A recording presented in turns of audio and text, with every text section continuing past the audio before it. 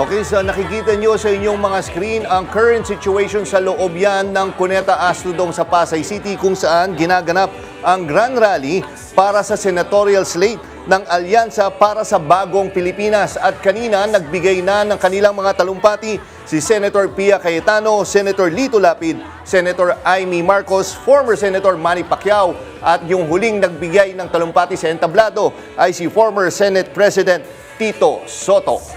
Okay, so after raw nito ay pupunta ang Alyansa para sa Bagong Pilipinas sa Dumaguete at Bukidnon. Yan ang susunod nilang pupuntahan. So, talagang lagari sila ngayon. Oo, parang wala pa silang pahinga, no, partner? Grabe, sana naka-vitamins yung mga flu shot at hindi pneumonia biro talaga shot. yung kampanya, no? Totoo yan, oo.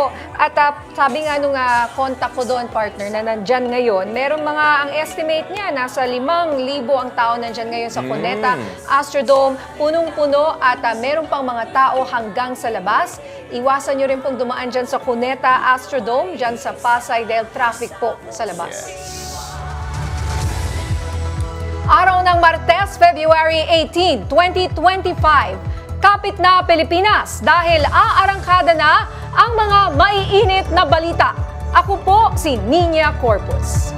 Raratsyada at maghahatid ng balita sa bawat sulok ng bansa. Sabayang naririnig sa Radyo 630 at 92.3 FM radio sa Metro at Mega Manila at Regional FM radio station sa Luzon, Visayas at Mindanao. Ako po si Jack Batallones. Ito ang Arangkada Balita.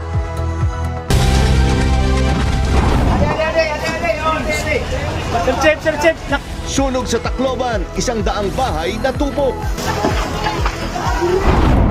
2 menor de edad patay sa aksidente sa Camarines Norte. Pogo Hub na diskubre sa basement ng isang hotel sa Pasay City. 6 na Koreano arestado. Cashless transaction sa mga expressway ipatutupad sa Marso.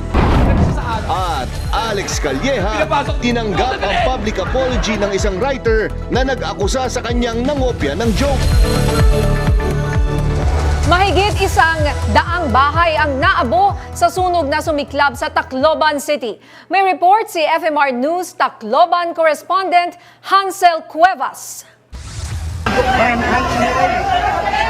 Kanya-kanyang salok ng tubig sa katabing ilog ang mga residente ng Barangay 39 Calvary Hill sa Tacloban City habang nilalamon ng nagngangalit na apoy ang magkakatabing bahay mag-alas 8 ng umaga kahapon. Sa lakas ng apoy, nabalot ng makapal na usok ang lugar. Ang ibang residente naman, kanya-kanyang bit-bit ng gamit na pwedeng isalba. Umabot sa ikalawang alarma ang sunog na tumupok sa mahigit 100 bahay. Ayon sa Bureau of Fire Protection o BFP, mabilis na kumalat ang apoy dahil pawang gawa sa light materials ang dikit-dikit na mga bahay. Yes ma'am, na unfortunately malawak agad yung sunog. Nung dumating nga yung responding team natin is nasa flashover and fully developed stage na siya. So, mga contributing factors sa atin niya is una, yung structure niya is yung pagkakagawa. Mostly nandun is made of light materials and isa pang factor din is dikit-dikit yung mga bahay. Isa pang factor din ang init tsaka yung sa hangin. Pagkatapos ng isang oras, naapula na ang apoy. 124 na pamilya ang nawalan ng tirahan. Pansamantala silang nanunuluyan sa mga makeshift tent sa gilid ng kalsada habang ang iba naman ay nasa evacuation center. Kabilang dyan ang pamilya ni Nanay Segunda na bagamat nagpapasalamat dahil nakaligtas ay nananawagan naman ng tulong. Sana may ada mabulig am. Wari gud ako trabaho, nagtitinda gakit laso na pero umundag ako kaya akong mga tuhod maulol na. Mahigit 3 milyong pisong halaga ng ari-arian ang natupok sa sunog na inaalam pa ang sanhi. Allegedly, meron siyang nakitang spark and then that is considered electrical in nature.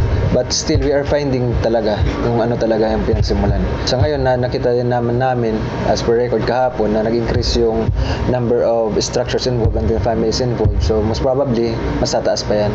Agad naman nagpaabot ng tulong na pagkain at iba pa ang tanggapan ni House Speaker Martin Romualdez at tingog party list sa mga nasunugan. May cash assistance rin para muli silang makapagtayo ng bahay. Nagbigay na rin ng paunang tulong ang lokal na pamahalaan. Nagsagawa rin ng assessment para sa kinakailangan pang tulong ng mga biktima. Hansel Cuevas, umaarangkada sa pagbabalita. Sa ibang balita, patay ang 2 menor de edad matapos buwangga ang sinasakyan nilang motorsiklo sa konkretong barrier sa Camarines Norte. Yan ang umaarangkadang balita ni FMR News Bicol Correspondent Jonathan Magistrado. Nagkabasag-basag at nayupi ang 2 motorsiklong ito matapos magkagit-gitan nitong linggo ng madaling araw sa Talisay, Camarines Norte.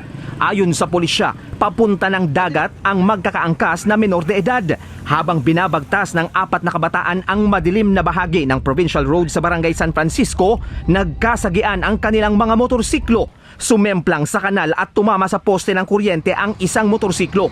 Sugatan ang mga sakay nitong Binatilyo at Dalagita na kapwa 16 anyos, habang ang isa pang motorsiklo nawala ng kontrol at dire-diretsong sumalpok sa konkretong boundary marker. Dead on the spot ang rider at Binatilyong angkas niya.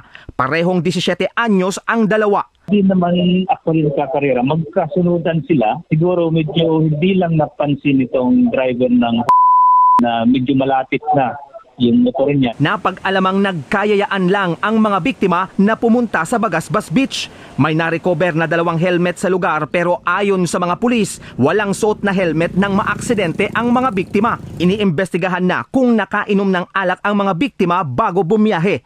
Para sa mga otoridad, ang mga magulang ng mga biktima ang may pananagutan sa insidente. Dapat hindi po natin sila pahihintulutan ang magmaneho ng motorsiklo kasi unang-una hindi pa sila authorized mag-drive ng motor dahil minor sila, wala pa silang license. FMR News Bicol, Jonathan Maestrado, umaarangkada sa pagbabalita.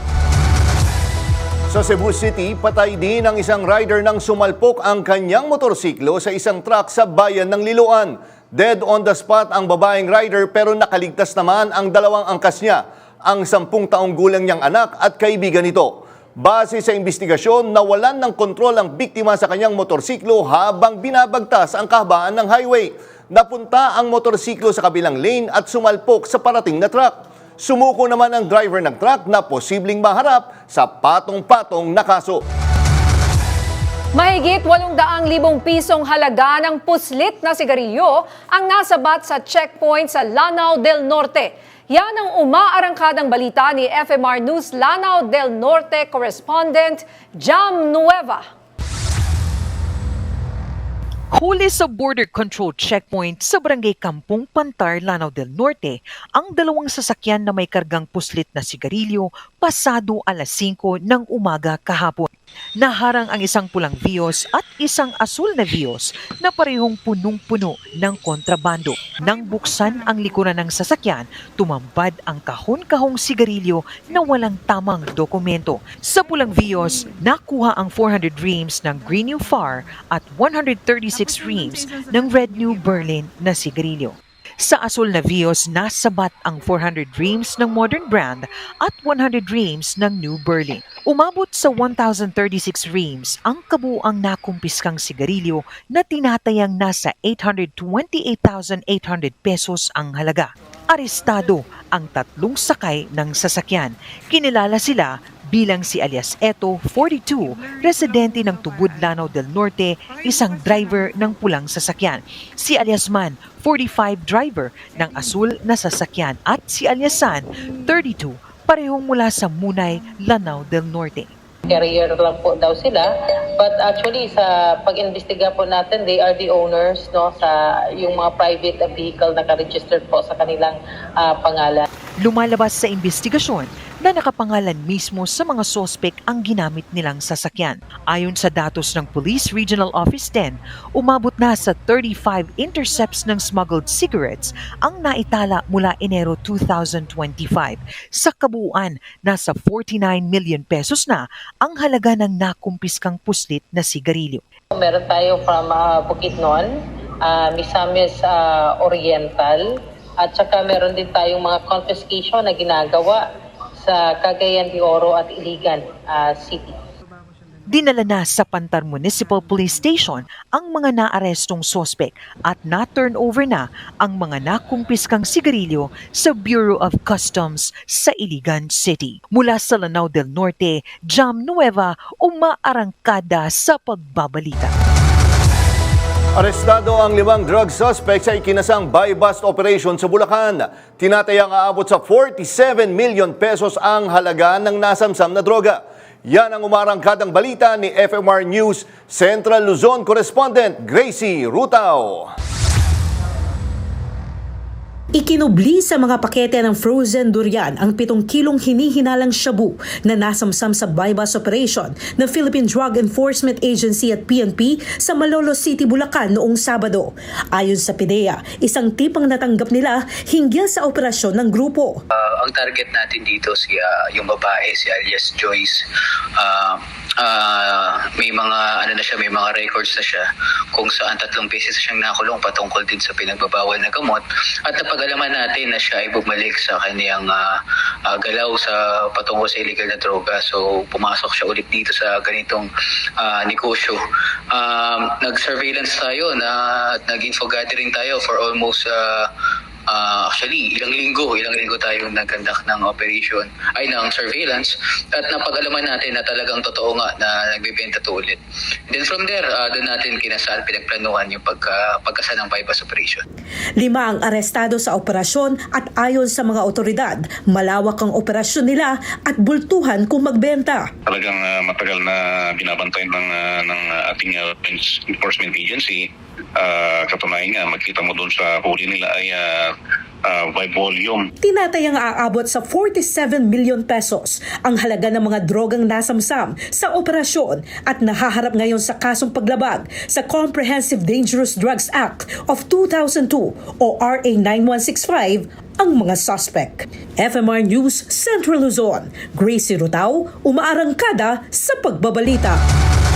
Hiniling ng Philippine National Police sa Department of Justice na isama si dating Negros Oriental Governor Pride Henry Teves sa multiple murder cases ng kapatid niyang si dating Congressman Arnolfo Teves Jr.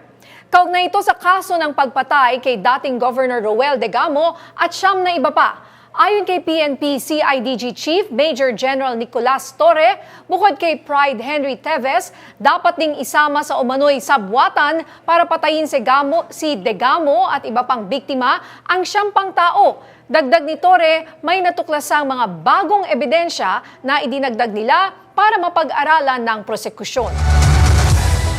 Sinampahan ng reklamo ni PNP CIDG Chief Major General Nicolas Torre III si dating Pangulong Rodrigo Duterte. Kaugnay ito ng pahayag ni Duterte sa isang campaign rally noong February 13 na nagsabing patayin ang mga senador. Ayon kay Torre, ang ganitong mga pahayag ay hindi dapat baliwalain at maaring magdulot ito ng seryosong epekto.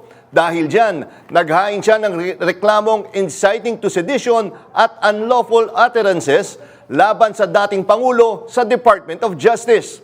Samantala, sinabi ni NBI Director Jaime Santiago na ang mga pahayag ni Duterte ay maaring ituring na rhetoric o bahagi ng political propaganda. Dagdag pa niya, mas mabuti kung ang mga senador mismo ang magsasampa ng reklamo upang masusing maimbestigahan ang usapin. At kaugnay nga ng mga usaping iyan, makakausap natin si CIDG Chief Major General Nicolas Torre III. Magandang hapon po sa inyo, Major. Jack Batallones po at Nina Corpus. Magandang hapon, Jack, at magandang hapon Ninya, at magandang hapon din sa inyong mga tagapakinig. Yes, General Torre, uunahin ko na ho muna, no? Yun nga nakita nyo naman, laging sinasabi ng Duterte camp or mismo si na joke lang daw yan. Ano ho ba yung basa nyo dito sa mga ganitong klaseng pahayag po? Dapat talaga seryosohin or kumbaga sinasanay tayo na lahat ginagawang biro po? Di ba, lahat ginawang biro. Pag-start pala ng kanyang pag-upo sa pagka-presidente, ano sinabi niya kaagad? Papupulahin niya ang dagat ng Manila Bay at pagkatapos ipatabain niya ang mga isda doon. Ano nangyari? O di, ang daming namatay. Maraming biglang nagkaroon ng mga patayan, riding in tandem. Ngayon, may mga nanlaban na pwedeng lehitimong operasyon ng mga pulis. Pero ang mas maraming nangyari noon ay maraming dinaanan ng riding in tandem. Ano ang justification noon? Sinabi na nag-aaway-away ang mga drug syndicates sa kanilang mga turf, sa kanilang mga remittance, sa kanilang mga customer. Na kung titingnan natin, sa gitna ng ganong klaseng war on drugs, mag-aaway-aaway pa ba sila sa kanilang mga drug syndicates? Ginagawa naman tayong bobo niyan. At pagkatapos ngayon, after 6 years, eto na, nagka-imbestigahan na. May umamin ba? May kaya ba silang aminin? Anong sabi nila? Puro lahat rhetorics na lang. Figure of speech. Joke only. At ang latest na palusot, ito ay legal opinion lamang. Hindi na po pwede yan. Masyado na tayong ginulo sa administrasyon nila. Sa ngayon, ibang administrasyon na, bagong Pilipinas na. Kaya sumunod tayo sa batas. Ang hallmark nito, batas ang mananaig, batas ang masusunod, batas ang magdadala ng kapayapaan sa bansa natin. Ayun nga sir, yung sinasabi, di ba, yung kumbaga parang sinasanay na lahat ginagawang joke. Sir, gaano tayo kaseryoso sa pagsampa talaga ng case? Kasi dati marami na rin siya binitiwan na ganitong klaseng salita pero walang nagsasampa ng kaso. Pero ngayon sir, gaano tayo kaseryoso sa pagsampa natin ng case laban kay dating Pangulong Duterte? I'm very serious with this. I'm very serious with this case. Alam ko na magaan na kaso ito. Kayang-kaya nila sa dami ng pera ni Duterte. Kayang-kaya niyang bayaran ang piyansa niya. Kayang-kaya niyang ilusot ito ng kung ano man. Pero isa ang bottom line dito, kung ano nakasulat sa libro ng ating mga batas, sundin natin. Kaya, siya ay nagkamali sa tingin natin, kaya nagsampa kami ng kaso sa DOJ for case build-up. Kung ano man ang maging pasya ng DOJ, kung i-elevate sa korte. And yun ang ating inaasahan, kung ano man ang maging pasya ng judge. At inaasahan naman natin na talagang maliwanag na meron tayong ebidensya. Kung ano man ang maging punishment niya, kung 6 months imprisonment, kung ano man dyan, probation or multa, then so be it. But we just want to emphasize, sumusunod tayo sa batas sa bagong Pilipinas. Okay. General Torre, tungkol naman po doon sa kaso ni dating Congressman Arnolfo Teves Jr. na ngayon gusto niyong isama ang kanyang kapatid na si dating Negros Oriental Governor Pride Henry Teves. Ano po yung mga ebidensya na nakalap nating bago at isasama na natin siya? At sabi niyo pa ilang pang mga tao, no? Ilang pang mga tao ang isasama niyo dyan? Siyam na iba pa. Kahapon ay 10 sila na nakalista doon sa ating mga dokumento na isinabmit sa DOJ. At ito ay para sa murder and multiple murder and conspiracy to commit murder. At meron tayong mga nakuhang mga bagong testimonya ng mga bagong witnesses at meron tayong mga na-recover na mga physical evidence na additional na dinagdag natin sa mga ebidensya laban sa mga Teves. Okay. So ano po yung pwede niyo po bang i-share sa amin kung ano yung reason ba't masasama itong dating Negros Oriental Governor, yung kapatid po ni Congressman Arnolfo Teves, si Pride Henry Teves? Meron pong may mga testimonya po tayong nakuha sa mga bagong witnesses na nagpo-point out ng kanilang involvement, conspiracy at sa kanilang principal participation sa nangyaring pamamaslang. Okay. Sige, maraming salamat po, Major General Nicolas Torre. At marami po sana kaming tanong pero alam namin busy kayo ngayong gabi. Maraming salamat po at sa ulitin po. Samantala, nagkasagutan sina Sagip Party List Representative Rodante Marcoleta at Philippine Coast Guard Spokesperson Commodore J. Tariela sa pagdinig ng House Tri-Committee.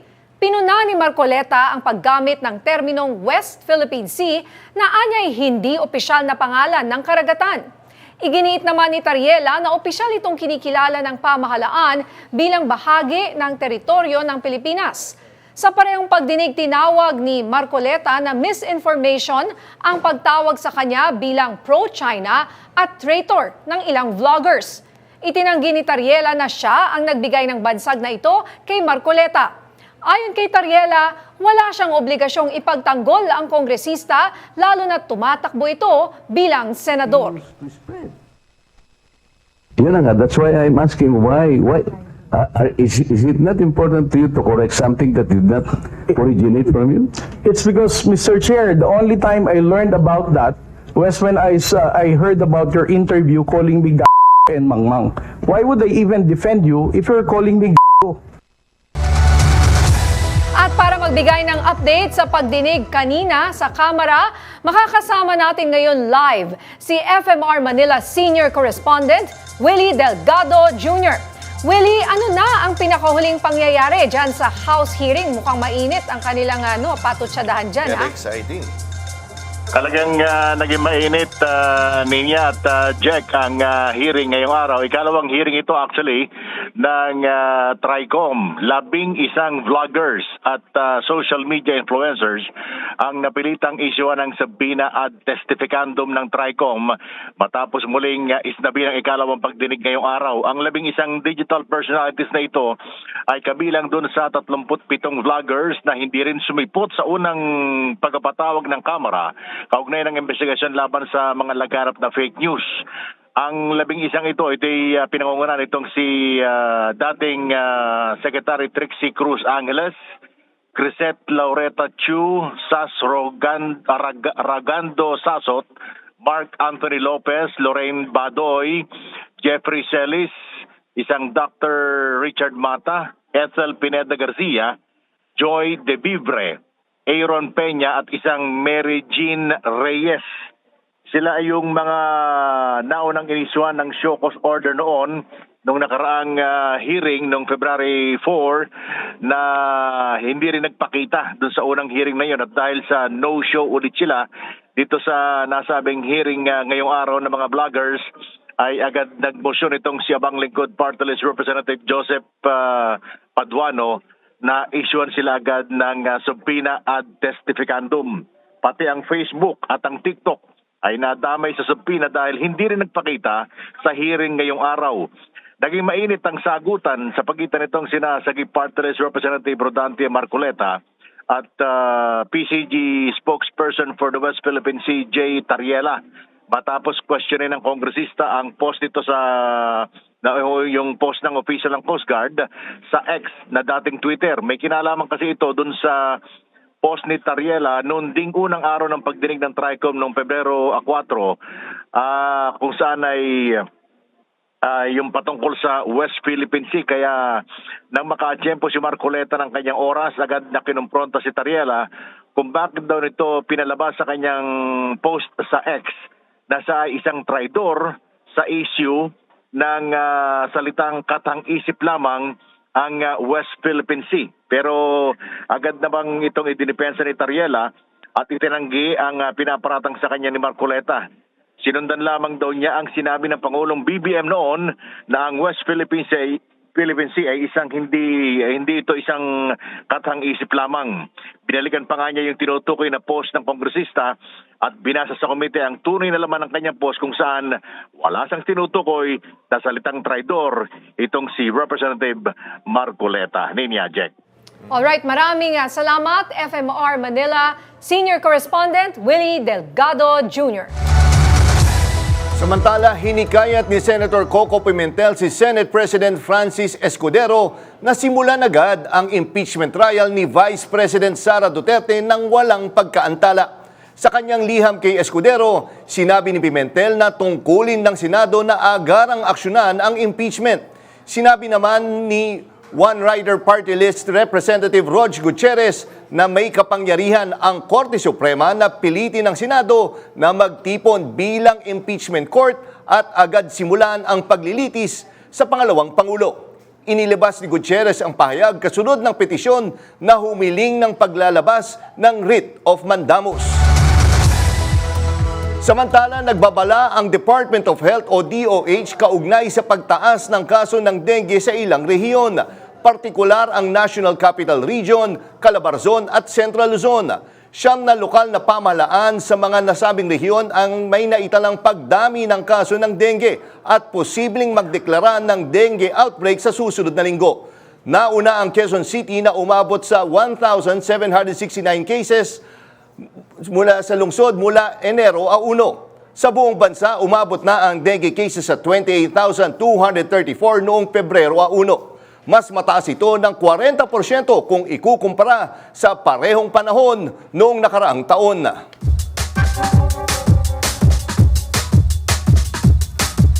Dumarami ang kaso ng dengue sa bansa. Marami na ang nag-iingat para makaiwas sa sakit. Ano ang ginagawa mo para protektahan ang pamilya mo? Narito ang sagot ng ating mga kababayan sa Masasabi.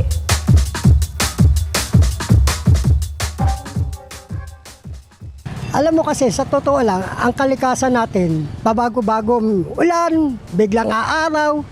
Siyempre yung lamok, nagbibigay ng panahon yan para sa lahat dumami. Kagaya ng umuulan na yan, na-stuck yung tubig. Siyempre, diyan sila mangingitlog, budadami sila ngayon, marumi yung kanal, isa pa yan. Kaya nagkakaroon ng dengue. Hindi natin maiwasan niya kung hindi tayo magtutulungan.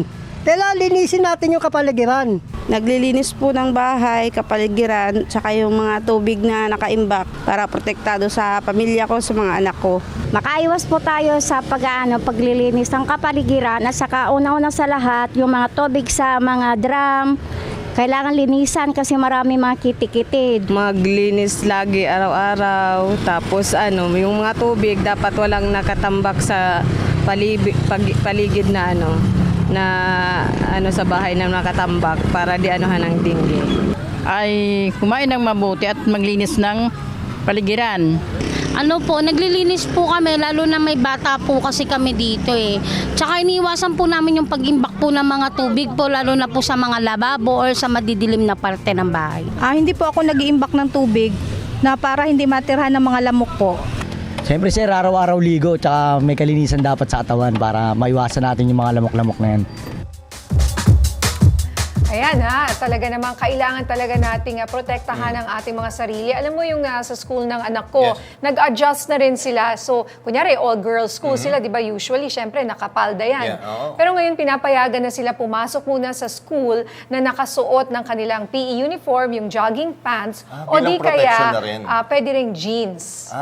Okay. Kasi mas pero protektado yung ka talaga. insect repellent ba, effective ba talaga yun? Nakaka-repel talaga or ano? Alam mo, ako marami akong ganyan. Lahat ng pwede kong ilagay, pati yung insect repellent, at saka pati yung yung sticker minsan. Pero yung sa sticker daw, ang sabi nila, syempre, ang poprotektahan lang yung dinidikit nga. Tsaka meron pa yung collar, parang gano'n, no? Yung parang meron wristband. din. Pero para sa akin, mas gusto ko pa rin yung may pinapahid sa balat kasi diretso dun sa balat eh. Basta make sure, yung mga exposed areas malagyan. Tsaka sa mga, karangkada, yung mga nanonood ngayon, nag-uulan pa naman niya. So talagang definitely maiipunan tayo ng tubig dun sa mga hindi natin alam, ay, naipunan na pala tong tabo or batya nyo sa likod. So dapat i-check nyo yan talaga. Dahil hindi rin biro, hindi rin mura yung mga insect, yung spray. Mahal din. Oo. Actually, may konting hugot ako din dahil yung all insect, yung multi-insect. Multi-insect, sabihin, iba pa yung napang dengue na... Iba pa ba? Kasama na yung multi-insect. Di ba dapat multi-insect na? Pero ba't may special pa? May special pa for dengue. Dapat sinama na lang, di ba? Tapos di biro yung presyo. Oo nga eh. Totoo yan. Kaya biro yan. talagang, saka mas mahirap pang magkasakit. Yes, gagastos ka. yan. Kaya pinapayuhan ngayon ng Department of Health ang lahat na magdoble ingat sa dengue. Lalo't dumarami ang kaso nito ngayon. Narito ang mga tips para makaiwas sa dengue, hatid ni FMR News Manila DJ Mama Mia. Alam mo ba, isang kagat lang ng lamok maaaring maging delikado? Dumarami ang kaso ng dengue sa bansa, kaya't mahalaga ang pag-iingat at tamang kaalaman. Tip number 1, search and destroy. Hanapin at sirain ang posibleng pinamumugaran ng lamok. Itapon ang nakatenggang tubig sa mga bote, gulong at paso. Siguraduhing malinis at walang naipong tubig ang inyong paligid. Tip number 2, self-protection. Protektahan ang sarili laban sa kagat ng lamok. Gumamit ng insect repellent, magsuot ng long sleeves at pantalon lalo na kung lalabas sa gabi. Matulog gamit ang kulambo upang maiwasan ang dengue-carrying mosquitoes. Tip number 3, seek early consultation. Huwag ipagsawalang bahala ang sintomas ng dengue. Kung may mataas na lagnat ng higit sa 2 araw, pagsusuka, pagpapantal at pananakit ng kasukasuan, magpatingin agad sa doktor. Tip number 4, say no to fogging except during outbreaks. Iwasan ang indiscriminate fogging. Ginagamit lamang ito kapag may dengue outbreak sa inyong lugar. Mas mahalaga pa rin ang paglilinis ng kapaligiran upang mapigilan ang pagdami ng lamok. Labanan ang dengue, maging malinis, maging ligtas. Ako si DJ Mama Mia ng FM Radio Manila, umaarangkada sa pagbabalita. Samantala, isang mapanganib na engkwentro ang naganap sa Himpapawid sa Baho de Masinloc kaninang umaga. Habang nagsasagawa ng Maritime Domain Awareness Flight, isang PLA Navy helicopter ang agresibong lumapit sa eroplanong sakay ng mga tauhan ng BIFAR at Philippine Coast Guard. Narito ang report. Alas 7 ng umaga, nagsimula ang routine flight ng BIFAR kasama ang PCG at ilang photojournalist. Bandang 8:39 a.m., isang People's Liberation Army Navy helicopter na may tail number 68 ang nagpakita ng delikadong paggalaw sa ere. Lumapit ang PLA Navy chopper ng halos 3 metro mula sa kaliwang bahagi ng BIFAR aircraft. Lumipad din ito sa ibabaw ng sasakyang panghimpapawid ng Pilipinas na nagdulot ng seryosong banta sa kaligtasan ng mga piloto at pasahero. Ayon sa International Civil Aviation Organization, malinaw na paglabag ito sa International Aviation Regulations. Mariing kinundena ng PCG at BIFAR ang insidente bilang isang lantarang pagbaliwala ng China sa pandaigdigang batas panghimpapawid. Tiniyak ng PCG at BIFAR na patuloy nilang ipagtatanggol ang ating sovereignty, sovereign rights at maritime jurisdiction sa West Philippine Sea. Sa aming pagbabalik, mga sasakyang walang RFID stickers, bawal na sa expressway simula March 15. Mga lalabag, pagmumultahin. Marami pang maiinit na balita sa pagbabalik ng Arangkada Balita.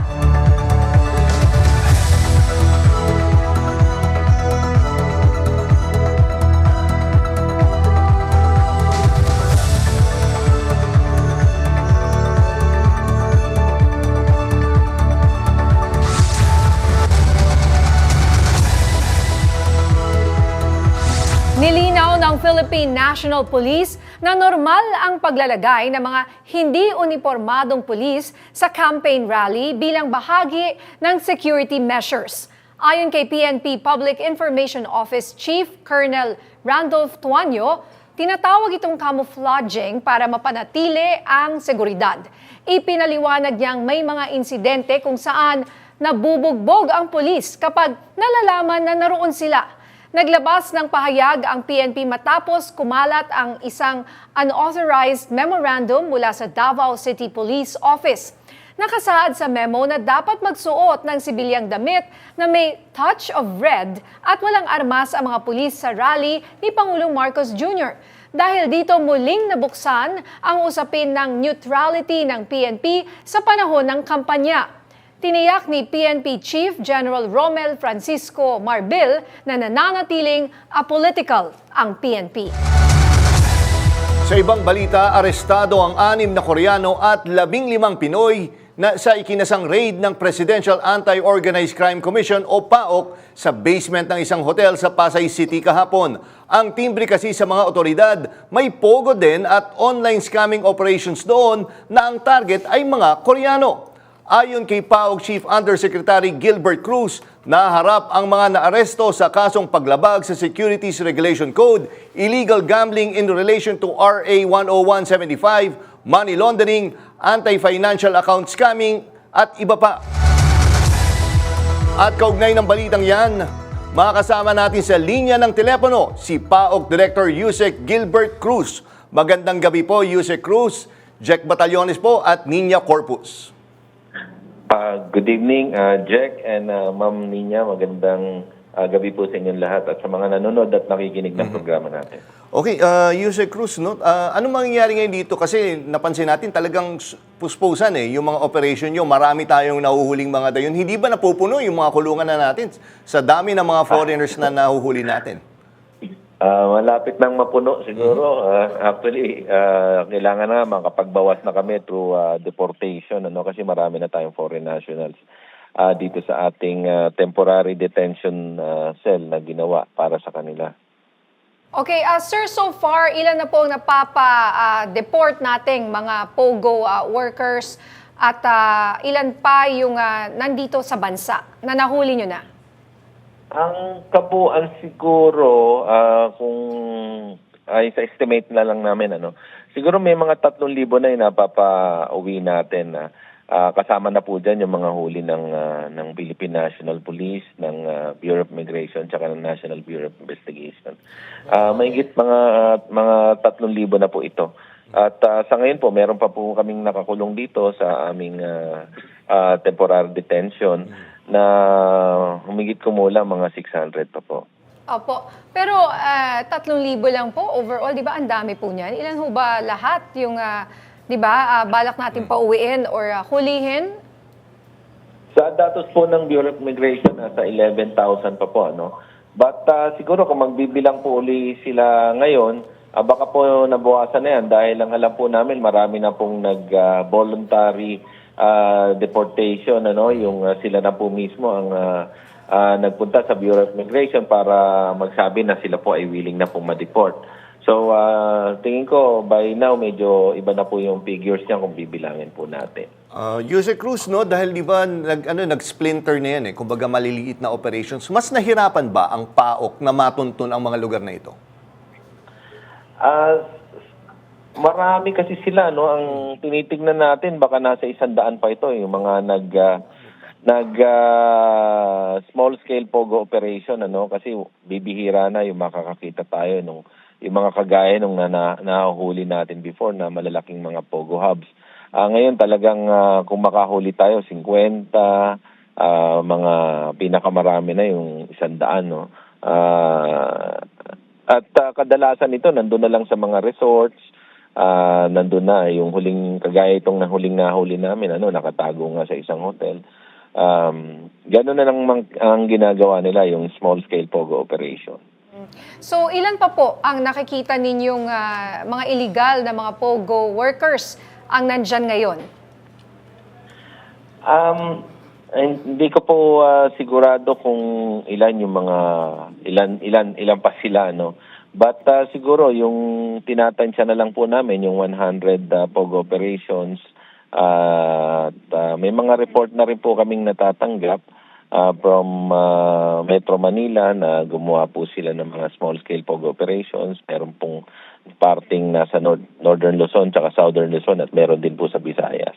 Okay, Jose Cruz, So nakita ko yung pangalan ng hotel niya. Medyo kilala siya. May pananagutan ba yung pamunuan ng hotel dito? Kasi parang imposible naman na hindi niya alam na may pogo operations sa basement niya. Opo, yun po yung part ng investigation na ginagawa namin, kung bakit hindi po nila kino-question yung mga pogo na nag-ooperate po doon sa basement po ng hotel nila. So part po yan ng investigation na ginagawa namin.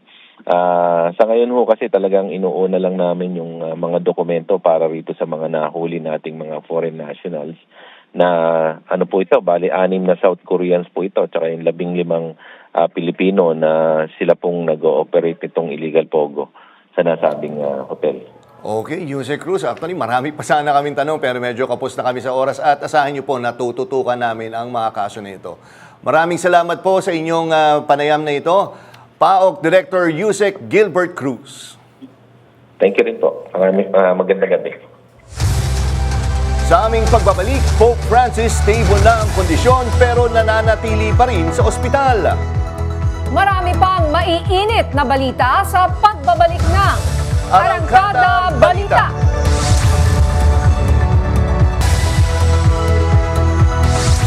Bawal na sa mga expressway ang mga sasakyang walang RFID stickers simula March 15. Ang mga pasaway, pagmumultahin na. Narito ang report. 2024 pa dapat ipatutupad ang 100% cashless transaction sa mga expressway. Pero hindi ito natuloy dahil sa dami ng reklamo ng mga motorista kaugnay sa mga hindi gumaganang RFID sensors sa mga toll gate. Kaya hanggang ngayon, madalas pa ring mahaba ang pila sa mga cash lane at meron pa rin kasing walang RFID stickers. Pero pagdating sa March 15, mawawala na ang cash lane sa mga tollways dahil tuluyan ng ipatutupad ang 100% cashless transactions sa mga expressway.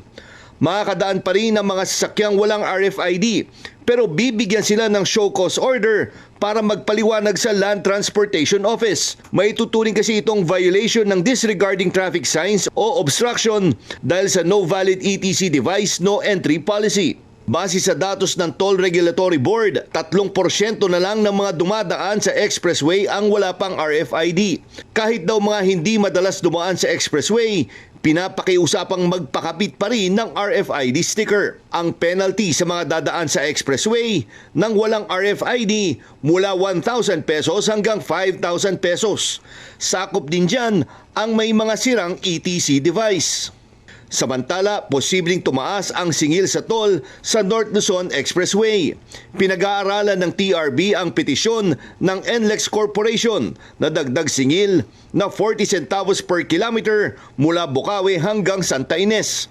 Yan daw ay para mabawi ang nagastos ng NLEX sa pagkukumpuni ng Candaba Viaduct. Kung maaprubahan, magsisimula ang paniningil sa bagong toll rate sa Marso. So, hindi nga usapan na to, partner, no? At pinag-uusapan nga yung tungkol sa 100% cashless transaction sa mga tollways sa bansa. Kanina nga lang, pinag-uusapan natin. May hugot din dahil dito. Kaya para masagot ang ating mga tanong at ating mga karangkada, makakasama natin ngayon via phone patch si Julius Corpus, tagapagsalita ng Toll Regulatory Board. Magandang gabi po, Sir Julius. Jack Batallones po Sir at Jack, Nina Corpus. Opo. So nice to hear and you're there again, Sir Jack, no? Kasama ko pa rin po kayo dito sa larangan ng broadcasting. Yes, at sir. maraming salamat po sa pagtawag ninyo at pagkakataon makapanayam kayo. Yes, sir. Siguro, sir, unang tanong na namin ni Nina, talagang ready na ba yung mga tollways natin at mga expressway para i-implement to? Kasi alam naman natin, Sir Julius, na minsan talaga ayaw basahin yung mga RFID stickers natin. Sir Jack, this is a result of months of rigorous dry run and testing po natin. No? Since September of 2023, ng ating mga expressway dito sa under TRB jurisdiction. So after all of those several months of dry run and testing, we found out na I think the operators and the providers are ready, no, to re-implement na po yung cashless and contactless toll collection, and yan po yung napagdesisyonan na ng pamunuan ng TRB, ng DOTR, na ipaetupad na po yan by March 15, Sir Jack. Gaya na pong nabanggit ninyo, there are now only around 3% of our motorists ang hindi pa gumagamit ng RFID natin. Meaning to say, 97% are already RFID subscribers at patuloy po silang gumagamit ng RFID. 3% na lamang ang hindi pa rin na nagbabayad pa rin ng cash. Ang napansin po kasi namin, despite this, kung makikita ninyo, napapansin ninyo rin naman po siguro, ang mahabang pila sa ating mga expressway toll plazas ngayon is usually dun sa lane wherein which we still allow na pinagbabayad natin ng cash ang ating motorista. That is because ang transaction time for a cash motorist usually takes around 20 to 25 seconds, whereas kung ang transaction time po sa ETC device or RFID sticker will only take you around 4 to 5 seconds.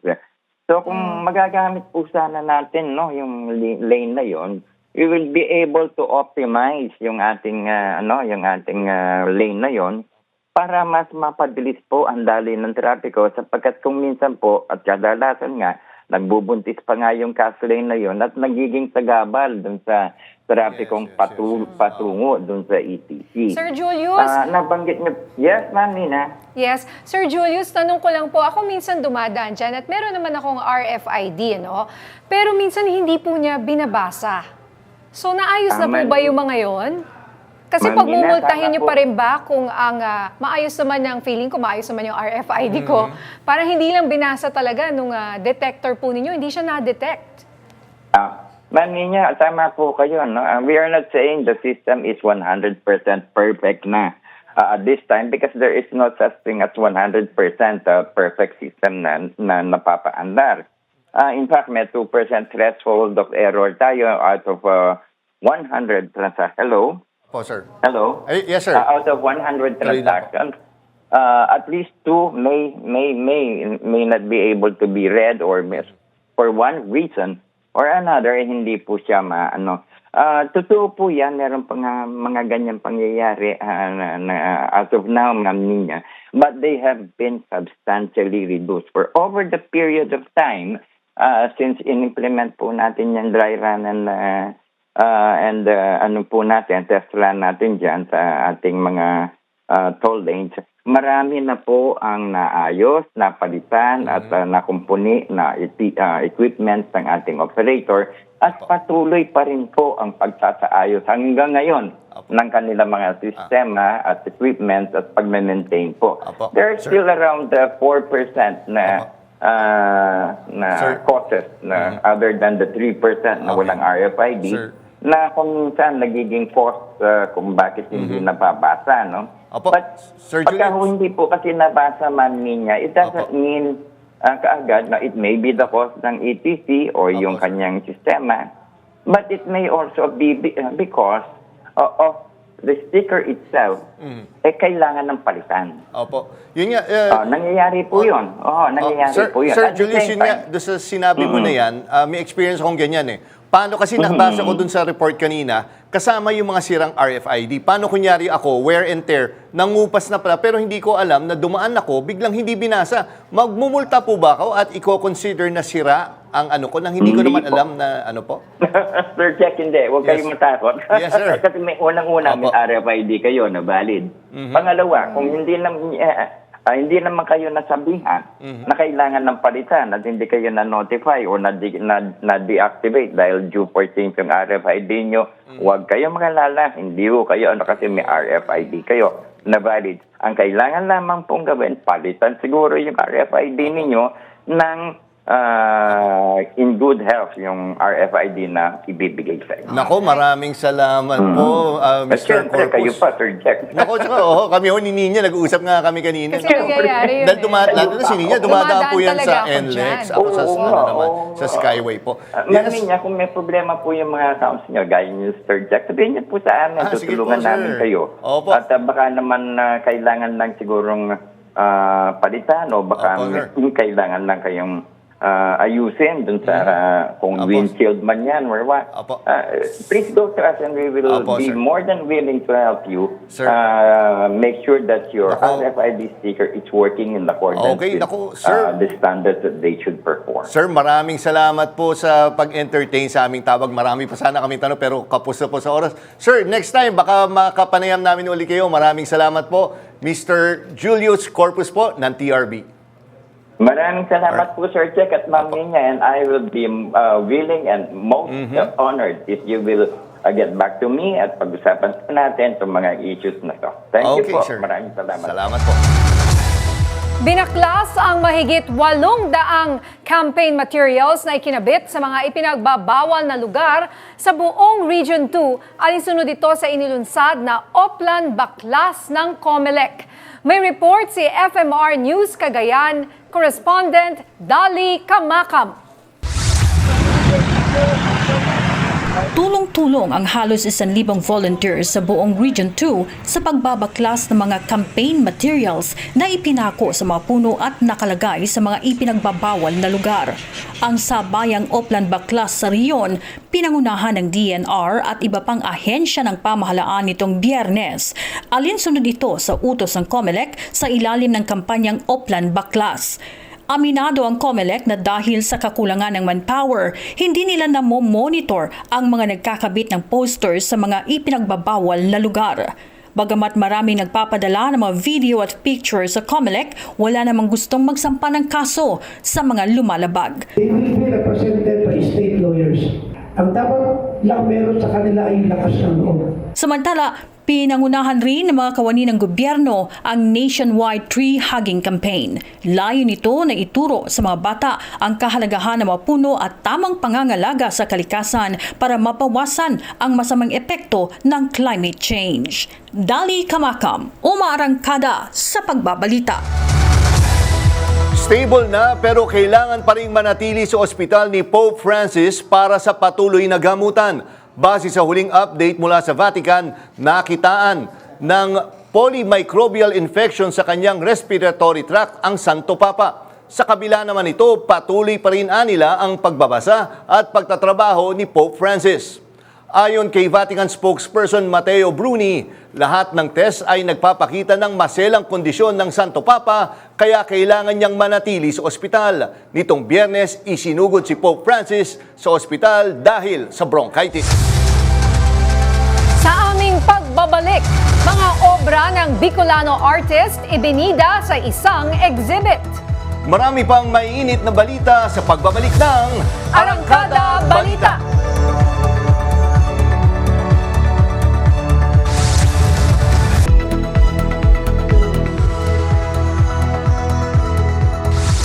Obra ng ilang Bicolano artists tampok ngayon sa isang museo sa Naga City ngayong National Arts Month.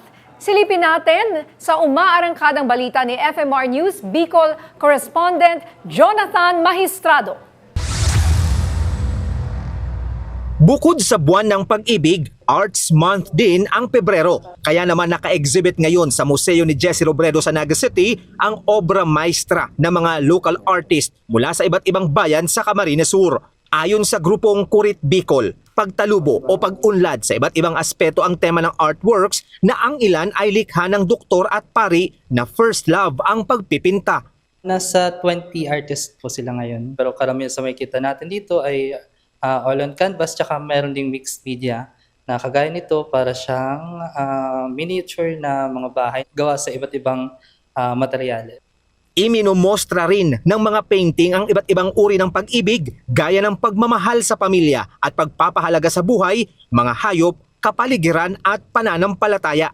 Ginagamit ng mga artist natin yung kanilang sining sa pagbabahagi ng kanilang mensahe sa ating mga komunidad. Libre ang pagpasyal sa exhibit hanggang matapos ang buwan. Pwede ring bilhin ang mapupuso ang artwork bilang suporta na rin sa local artists. FMR News Bicol, Jonathan Maestrado o Maarangkada sa pagbabalita. Okay, partner Ninya, maganda siguro kamustahin natin yung situation. Nandun pa kaya yung dyan sa loob ng Cuneta Astrodome, ayan, nakita natin. Okay, siguro at this time, nakapagsalita na lahat ng mga senatorial candidates ng administration. Ayan, nandiyan si Pangulong Ferdinand Marcos Jr. nagbibigay na ng kanyang talumpati. Kaya talaga sobrang traffic, sobrang higpit na security. Yung reporter natin, senior correspondent Willie Delgado, dapat magla-live dyan, kaya lang talaga na traffic. Hindi kaya. Talaga yung At situation ngayon, dyan. live to, na nagsasalita ang Pangulo, tungkol nga dito sa kanyang mga manok, Very vocal siya ngayon, Oo. Anong tanong nga may mga soundbites kaya sana maiinit na naman. Katulad nung binitiwan niya. Totoo yan. Kailan lang. Sabi nga nila, mas matapang siya ngayon, Oo, di ba nagulat nga yung mga political analyst ganun na. Siya katapang. At talagang sinasamahan niya sila sa lahat Tutok ng mga talaga siya. labas. Tapos sabi mo, di ba pupunta pa sa ibang probinsya? Pupunta pa sila sa Yes. ibang probinsya. At yan ang mga balitang umarangkada ngayong araw. Ako po si Ninya Corpus. At ako naman po si Jack Batallones para hindi mahuli sa usapan, kapit lang hanggang sa susunod na Arangkada Balita.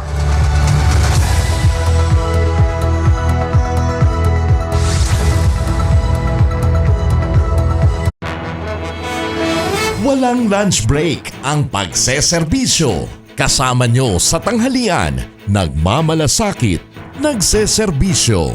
Ninya Corpus, kasama si Migs Bustos. Serbisyo agad, serbisyong sagad, nagseserbisyo. Ninya Corpus, tuwing alas 12 ng tanghali, dito lamang sa Radyo 630 at Teleradyo Serbisyo.